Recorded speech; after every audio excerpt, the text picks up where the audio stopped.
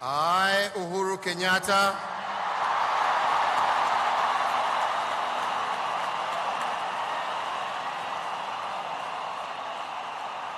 in full realization of the high calling I assume as President of the Republic of Kenya, I assume as President of the Republic of Kenya,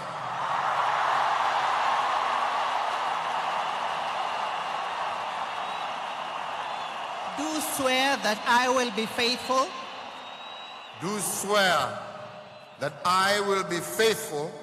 and bear true allegiance to the Republic of Kenya, that I will obey, preserve, protect and defend the Constitution of Kenya as by law established, and all other laws of the Republic, and that I will protect and uphold the sovereignty, integrity, and the dignity of the people of Kenya. So help me God. So help me God.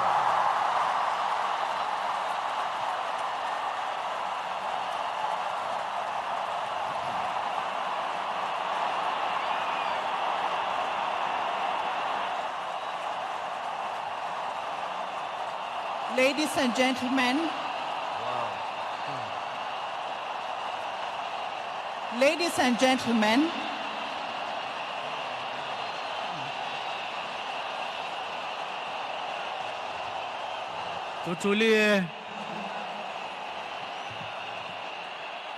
the President-elect, I shall now administer the oath of due execution of the functions of office of the President. Wananchi hatujamaliza. So we will take the second oath, which is the oath of due execution of the functions of office of the President. Please place lift the right hand up. And please repeat after me. I, Uhuru Kenyatta, do swear that I will always truly and diligently serve the people and the Republic of Kenya, that I will diligently discharge my duties and perform my functions in the office of President of the Republic of Kenya, and that I will do justice to all, in accordance with this Constitution, as by law established, and by laws established, and the laws of Kenya,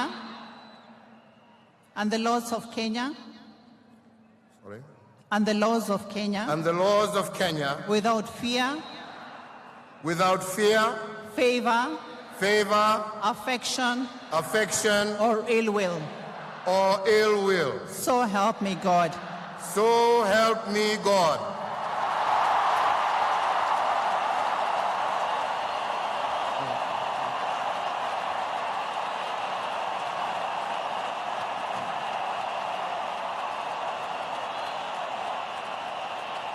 Now, having taken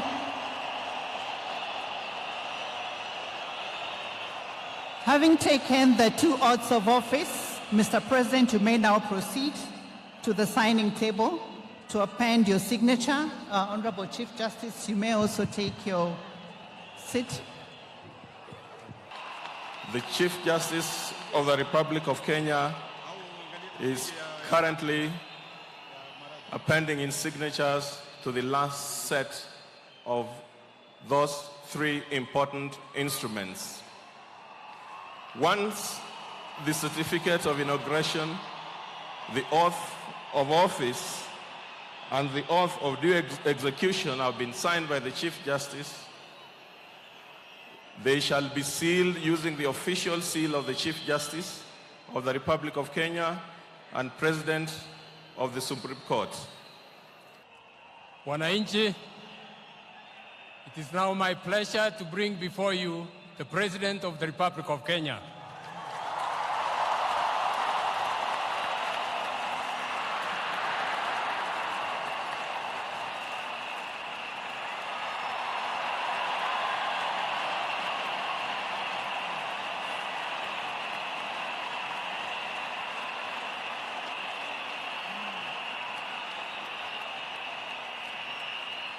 Yes, please take your seats. CJ, take your seat. I, William Samoei Ruto,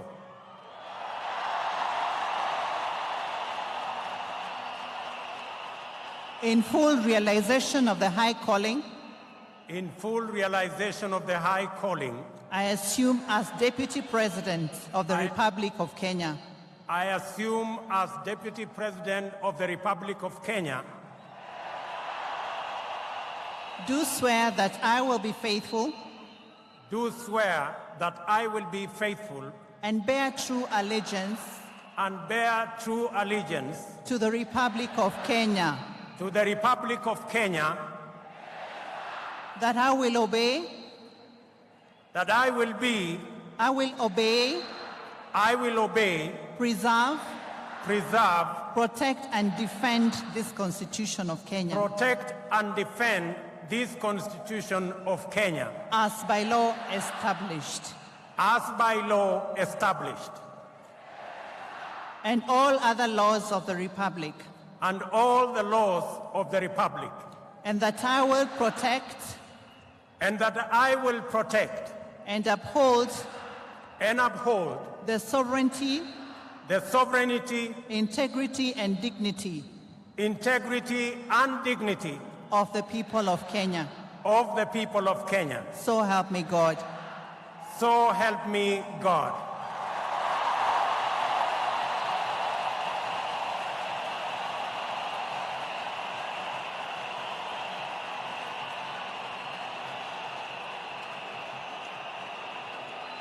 I, William Samoei Ruto,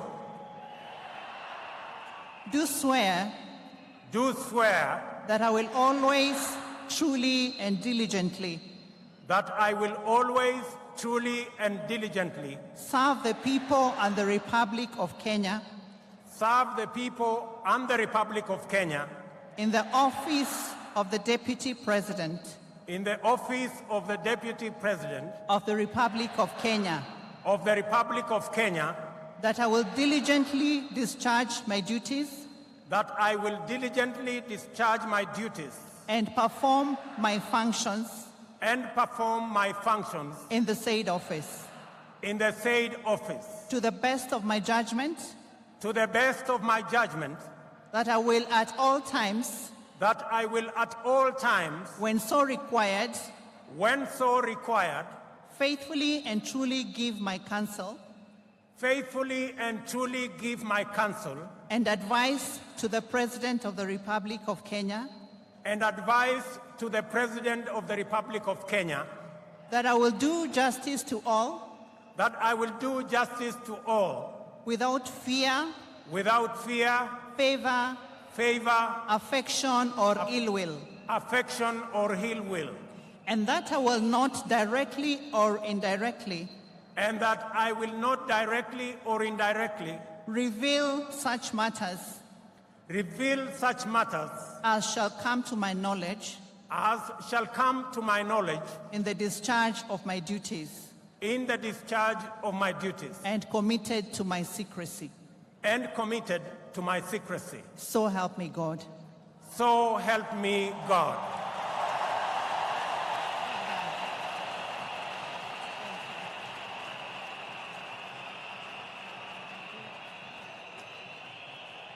Ladies and gentlemen, it is now my pleasure to present to you the Deputy President of the Republic of Kenya.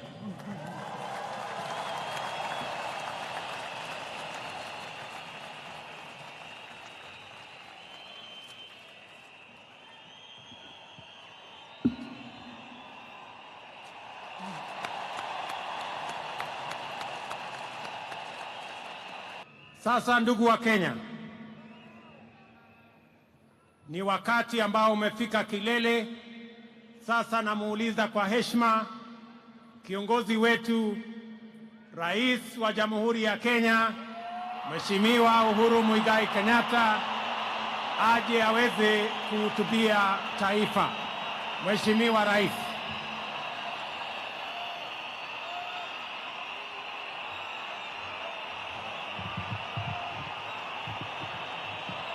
Asanteni.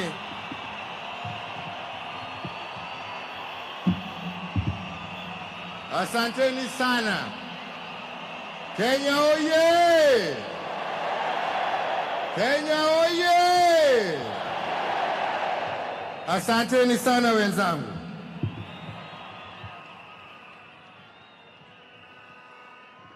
Niruhusu wenzangu nisome speech yangu kwa sababu ya wageni wale wako na lugha ambayo wataifahamu. Your Excellencies, heads of state and government, Excellencies, heads of delegations, governors representing various counties, senators, members of parliament, Your Excellency, ambassadors and high commissioners, distinguished guests, ladies and gentlemen, fellow Kenyans, today is yet another historic day for our great motherland, Kenya. First and foremost, our gratitude is to the Almighty God. Indeed, the prophet Isaiah proclaims that when you pass through the waters, I shall be with you.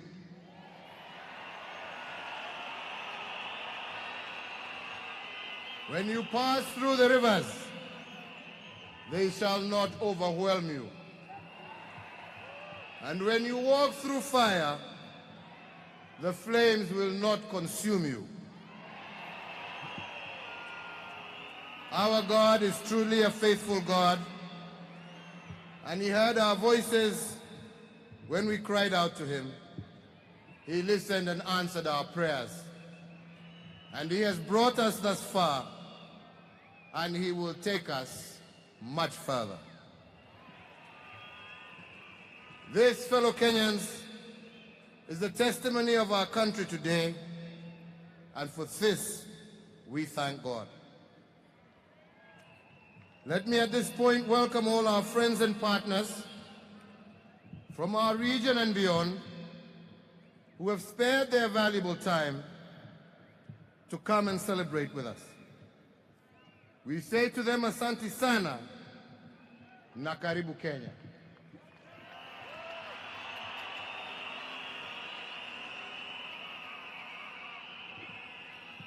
Today we celebrate you, the Kenyan voter, that has been the most important player in this election.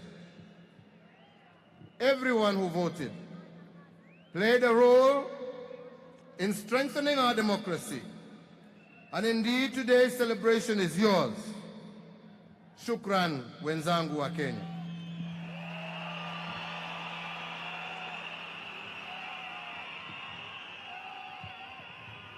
You will all agree with me that the task of managing multiple elections is not a simple business. And for this reason, I wish to thank the Independent Electoral and Boundaries Commission for managing that process under immense pressure.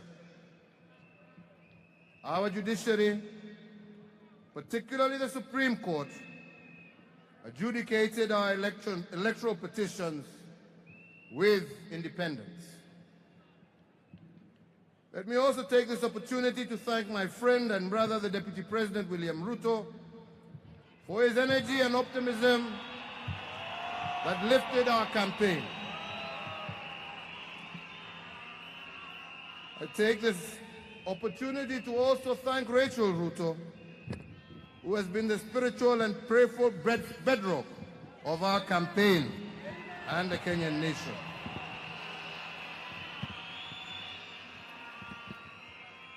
I can also not forget to thank my dear wife, Margaret.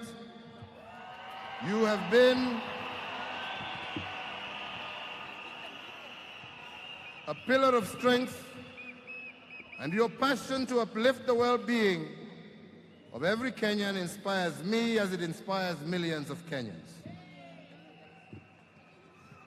Fellow Kenyans, you took the time to listen to the different points of view and to the leaders who asked for your vote. We may have chosen different candidates and different visions, but each one of us voted for a better life. I too listened carefully to my competitors, and in the spirit of inclusivity, I will endeavor to incorporate some of their ideas. This is because the election was not a contest between a good dream and a bad dream. It was a contest between two competing visions. I believe that those who voted for me chose the better vision.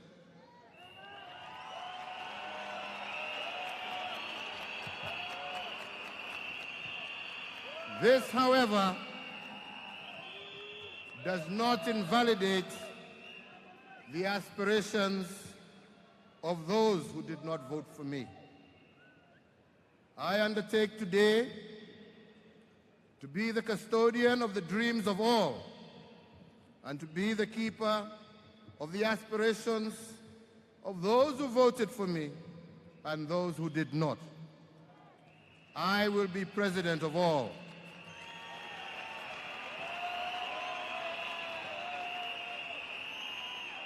And I will devote my time and energy to build bridges, to unite and bring prosperity to all Kenyans. To all our elected leaders, please accept my congratulations. You won the confidence of the Kenyan voters and the Kenyan people, who are some of the most discerning anywhere in the world. Today, I ask each and every leader to join me in serving the people of Kenya without regard to political affiliation or choice, for every Kenyan deserves our full attention. The election that we have just concluded is probably one of the longest ever held in our continent's history. Today is the 123rd day since we began on August 8th. Today's inauguration therefore marks the end, and I repeat, the end of our electoral process.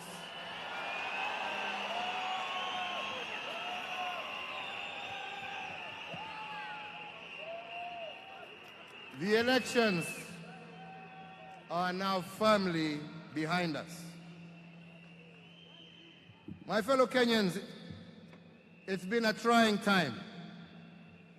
But once again, Kenyans have shown their resilience in calming their passions and the passions that accompany political competition.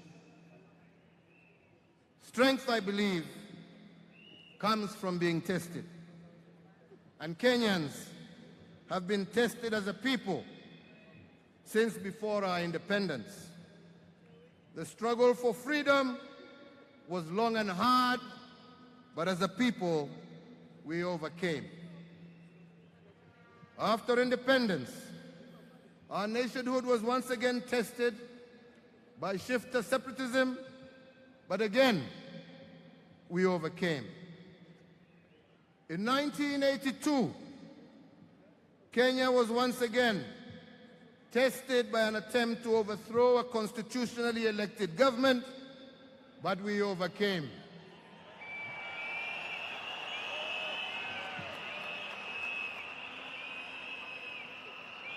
In 2007, we faced what is probably the greatest political crisis in our country's history, and again, we overcame. Not only did we overcome, but as a people, we gifted ourselves 7 years ago one of the most progressive constitutions in the world. This is our character, a people who come together in the toughest of times to forge ahead, confident that tomorrow will be better. And that is why Kenya stands tall in the community of nations, and this is something we should all be proud of. Fellow Kenyans, the path to a better future is unity. And I believe that we can build a nation in which we live in peace as brothers and sisters. Whatever part of the country they come from, whichever way we may worship God, whatever language we speak, instead of division, I know that we can build a Kenya which prospers by rewarding hard work and leaving no one behind. Brothers and sisters, as I see it, you and I together can build a Kenya which all of us are proud to call home. But as every Kenyan knows, few good things come for free. There are two significant things that I believe we must address ourselves to if we are going to build a united, stable, and prosperous Kenya for all. The first one is to muster the courage to embrace our future by freeing ourselves from the baggage of past grievances. And the second is to keep to the rule of law. Fellow Kenyans, however serious our grievances may be, the law must reign supreme. The law should be the refuge for every Kenyan, and none of us should break outside the law or constitutional order, whatever our grievances or protestations. For those in doubt, let me remind you, when a foreign court, the ICC, demanded compliance of us, despite our serious misgivings about the process, we complied. When the Supreme Court of Kenya ruled to invalidate our election, despite having won and being told that the processes mattered more than your vote, we complied.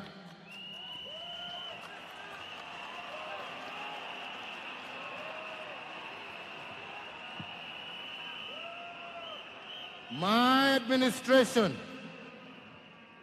has demonstrated by its actions its readiness to live and lead by the rule of law. By extension, we expect nothing less from each and every citizen.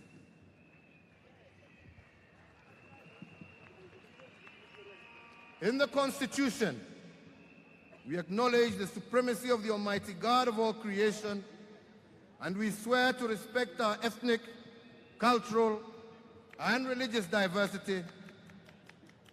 And we have resolved to live in peace and unity as one indivisible sovereign nation.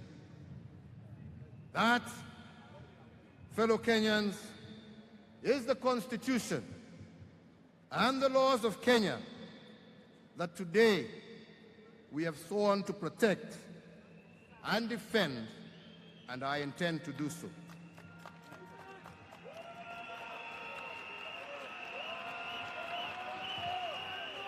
Our Constitution has created three independent but interdependent arms of government. In its spirit and letter, the Constitution has spelled out the functions of each of these arms, and there are no overlaps, no ambiguities in the execution of these roles. There is no gray area. What is true of each arm of government is true also for the two levels of government. As President, I will play my role as constitutionally defined, and I expect other arms of government to do the same. Ni lazima kila mtu afanye kazi yake kulingana na katiba. This way,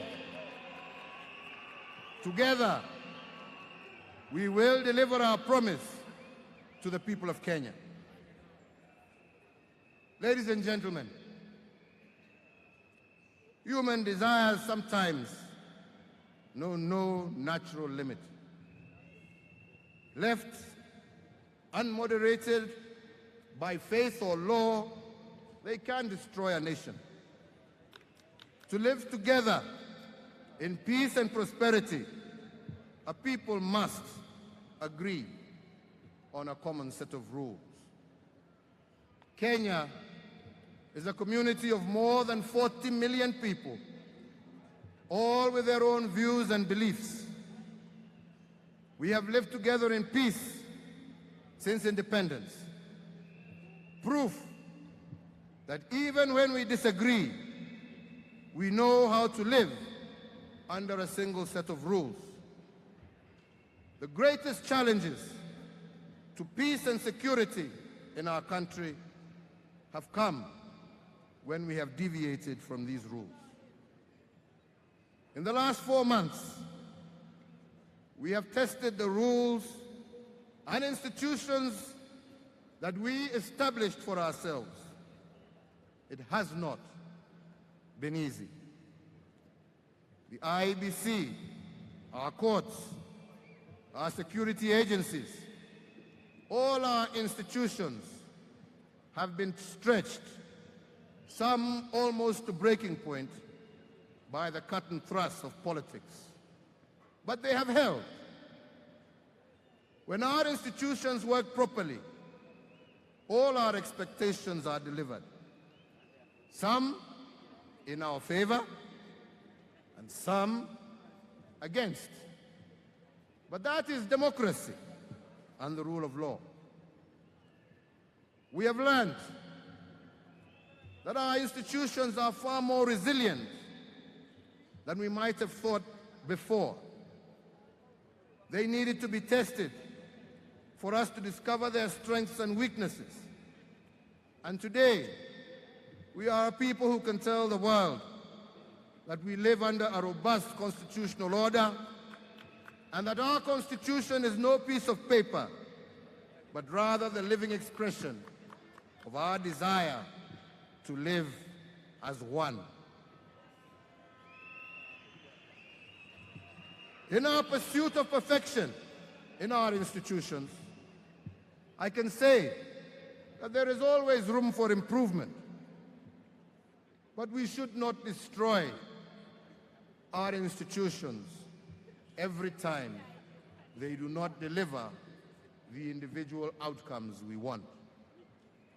even if the rule of law does not immediately solve all our problems, its progressive application remains our guaranteed protection. Moving on, fellow Kenyans, when I reflect over the last 4 years, there are a number of things that I can say I am proud of. And amongst these, 4 stand out. First, I am proud that we have entrenched devolution. We have built a Kenya where every county is the center of the nation, where every county is the center of economic development. Through devolution, we have delivered government to the people. Secondly, we have built on a firm foundation for economic takeoff. Our aggressive reforms to our business environment have made us the fastest improving business environment anywhere in the world. In 3 years, we have risen 56 places in the World Bank's Ease of Doing Business Index, from 136 to 80th, and our target within a few years is to be 50th. And we have, fellow Kenyans, new businesses established to show. We have embarked on building an entirely new world-class railway system and thousands of kilometers of access roads to connect producers to markets. We have ensured our children can study at night because we have connected thousands of schools and millions of homes to electricity. What do these things mean? It means, for example, that since June of this year, more than 500,000 Kenyans have traveled the Mombasa-Nairobi route cheaper, faster, and safer than ever before. It means that the children of Gaithigiri Primary School, a public school in Meru, had a mean score this year of 404 to claim the 6th position nationwide. They have made the most of this opportunity, and next year will send many of their 71 exam candidates to national schools. Thirdly, we have made investments and reforms that have begun to transform healthcare delivery in Kenya. Through the free maternity program, our mothers no longer see delivery of our children as a life-threatening experience.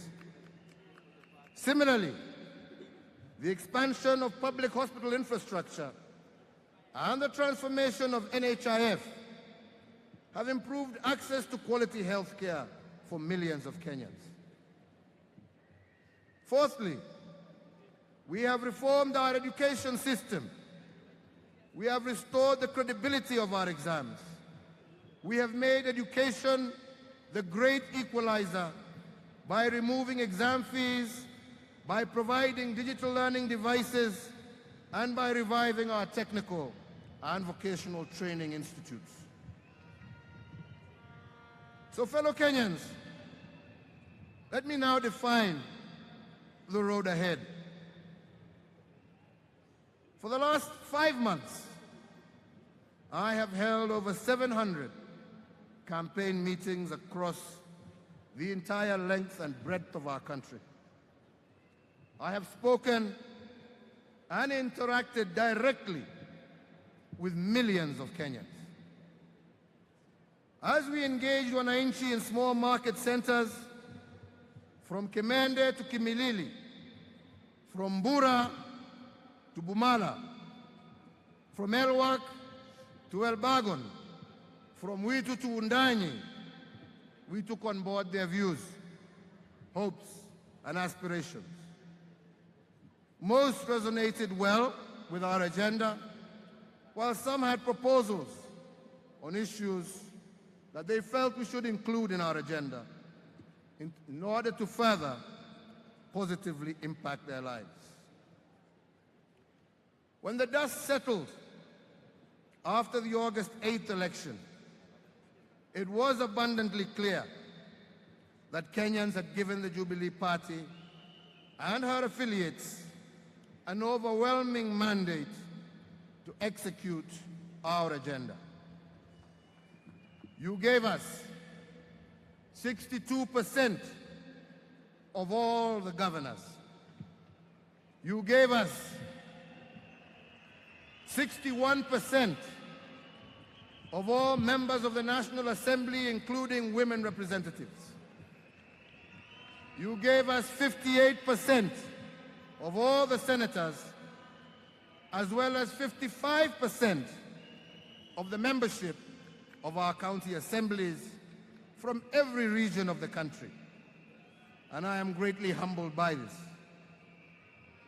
These numbers tell us that Kenyans know what they want, and we are determined to fulfill the Jubilee development agenda that they chose. And with such an overwhelming mandate, my party and I can have no excuses. Fellow Kenyans, this is my second and final term as president. I have taken on board the aspirations of the people of Kenya to move forward, and as I have done before, I dedicate all my energies and that of my administration towards achieving two principal objectives over the course of the next 5 years. The first is to strengthen the ties that bind us as Kenyans at every level of our society. It is time for us as a people to learn that it is fine for us to agree to disagree, while still strengthening our bonds of unity and nationhood. On my part, I have begun reaching out to all leaders across the political divide, restating my commitment and expressing my willingness to work with them to achieve this objective of nationhood. My second priority is born out of all the interactions that I have had during my first term, and more so, refreshed during the campaigns. Over the next 5 years, my administration will target 100% universal health care coverage for all Kenyan households. Let me explain what this means. Some of you will recall, for example, Jackson Wamai, a 28-year-old teacher from Muranga, diagnosed with kidney failure, and who once had to travel several hours to and from Nairobi for dialysis, threatening his livelihood. Today, it takes him 20 minutes to get a dialysis session in Muranga, and his job is secure. What's more, he doesn't have to pay for it. The NHIF covers it. But Jackson is only one of 6.8 million beneficiaries of NHIF cover. Within 5 years, my administration will ensure that 13 million Kenyans and their dependents are beneficiaries of this scheme. This vision will be driven by a complete reconfiguration of the National Hospital Insurance Fund and reform of the laws governing private insurance companies. Furthermore, it is also my intention to facilitate affordable housing and a home ownership program that will ensure that every working family can afford a decent home. That is why over the next 5 years, my administration will move to create 500,000 new homeowners. My administration will focus on attracting from both public and private sectors the injection of patient, low-cost capital into the housing sector. Policy and administrative reforms which are targeted at lowering the cost of construction and improving accessibility of affordable mortgages will be given first priority.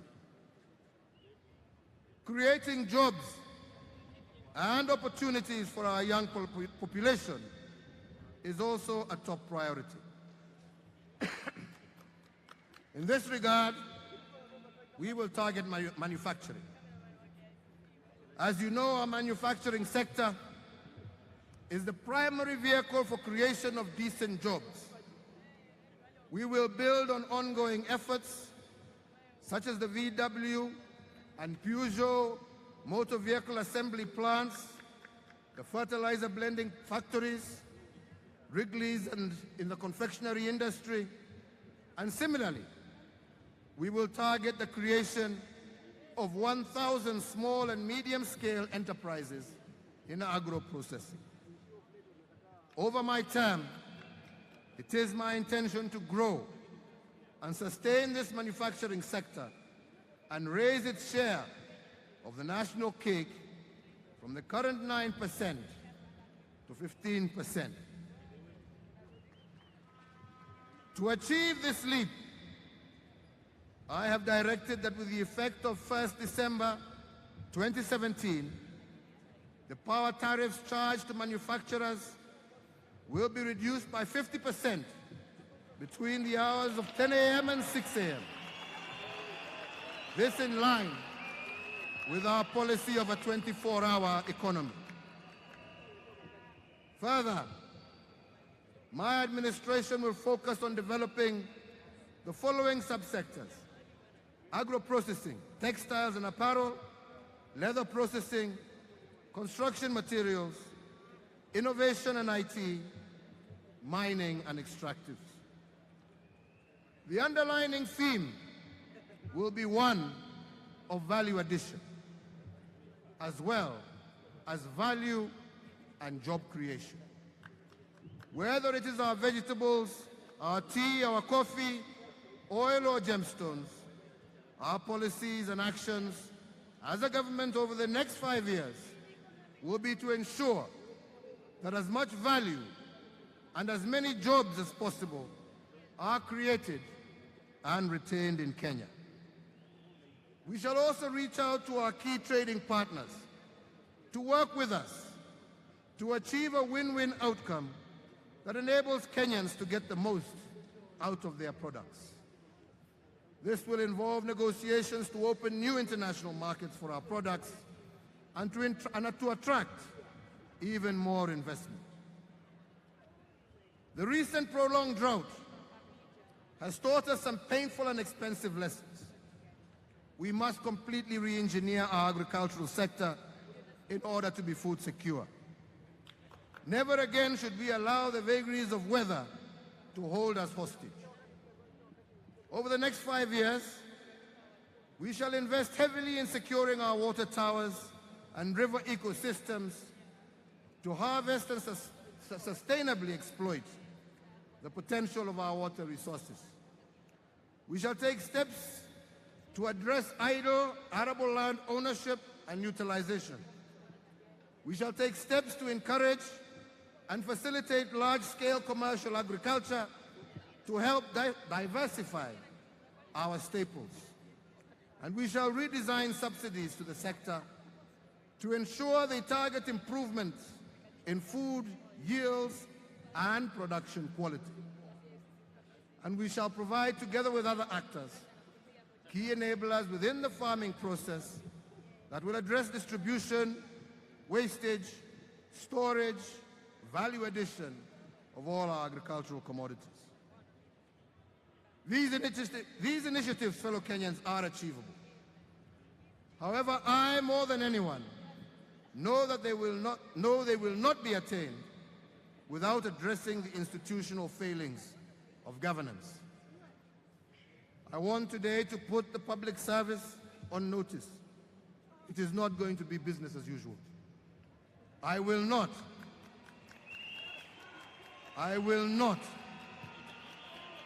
allow faceless bureaucrats and functionaries to deny the public the quality of service they deserve from their government. Secondly, we will engage with the judiciary to address the protracted delays in our justice system and the use of our courts to sabotage the delivery of government programs. This has been at great expense to the Kenyan taxpayer. Thirdly, through Parliament, we shall enact legislation to strengthen fiscal discipline and accountability at both the national and county levels. Every shilling of Kenya's taxpayer money must be fully accounted. Fellow Kenyans, indeed, as President Museveni has just said, no one eats politics. For the last 50 years, we have watched as the Asian economies have risen to wealth while much of Africa has stagnated. The difference is that they used politics to create vibrant economies for their people.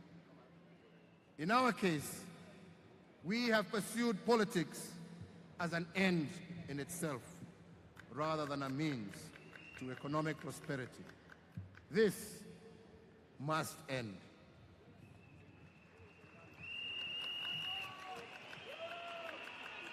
Ladies and gentlemen, I want to take this opportunity to thank Kenya's friends in the international community for standing with us. Kenya is a proud member of the community of nations, and we will always work hard to remain a force for good. We will continue to strengthen our economic ties and our bilateral and multilateral relations. We have all learned that in the fight against international terrorism, free and democratic nations are allies against a common enemy. We will continue to fight together, to share our knowledge and to support our allies.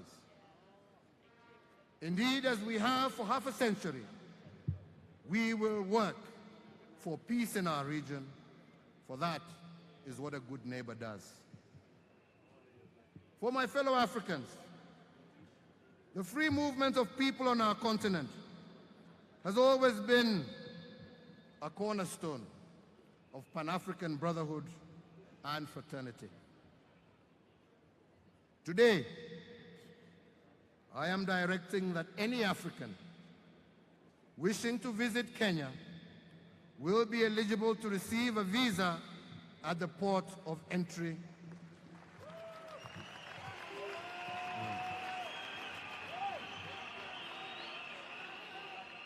To underscore Kenya's commitment to Pan-Africanism, this shall not be done on the basis of reciprocity. The freer we are to travel and live with one another, the more integrated and appreciative of our diversity we become.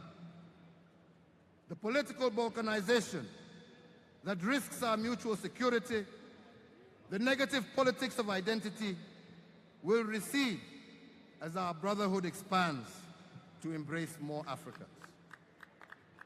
Finally, to our brothers and sisters in the East African community, you are our closest friends. Our fate and yours are joined at the hip. Our troubles and triumphs are yours, and yours are ours. I will work with you, my brothers, the leaders of the East African community, to once again bring renewed energy and optimism to our union. Together, I believe we can deliver the peace and prosperity for which our citizens are crying out. Divided, we will struggle to realize the full potential of our people. As a mark of our continued commitment to you, our brothers and sisters in the East African community, from today, you will be treated like Kenyans. Like your Kenyan brothers and sisters, you will only need your identity card.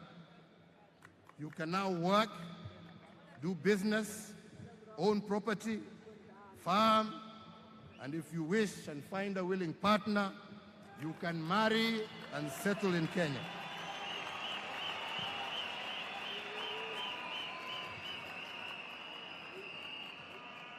And this commitment we make, again with no conditions for reciprocity, but driven by our desire for deeper regional integration. As I welcome you, I also remind you that equally you shall be subject to the same rules and laws as your Kenyan brothers and sisters. Finally, fellow citizens, I want to remind every Kenyan that God commands us to love and protect our neighbor, and that the safety and prosperity of our nation also depends on how you treat your neighbor. Your neighbor can be from any community, can worship differently from you, but it is they who will take you to hospital on a late night when an emergency strikes. They will run to your door in response to your cries of alarm. Your children will play with theirs regardless of their differences, of the differences adults have. I today once again urge all of you to be your brother's keeper. Every day, I will work to bring you closer to your dreams and to unite our beloved country. This sacred task, however, goes beyond the work of a president or any group of government officials. I call on all peace-loving Kenyans to join me in this endeavor. Fellow Kenyans, as I conclude, let me celebrate our children. The greatest joy of my presidency has been my interaction with them. They have and remain my greatest strength and inspiration. They are a clean slate on which we can write the future. In them, I see the promise of a nation on the rise. In them, I see the promise of a united nation, whose identity is not defined by ethnic markings, and we shall overcome our ethnic barriers, and we shall do so by learning from our children. I see this promise in that young, beautiful girl, Goldalyn Kakuya, who is here with us today.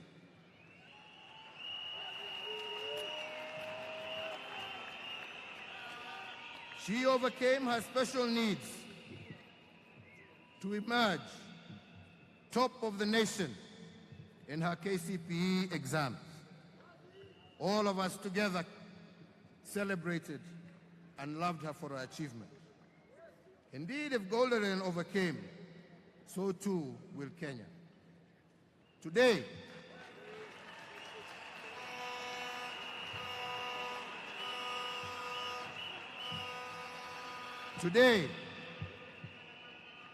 I direct that in line with our promise in our manifesto of free-day secondary education, all candidates who sat their KCPE exam this year must know their Form 1 placement before Christmas of this year.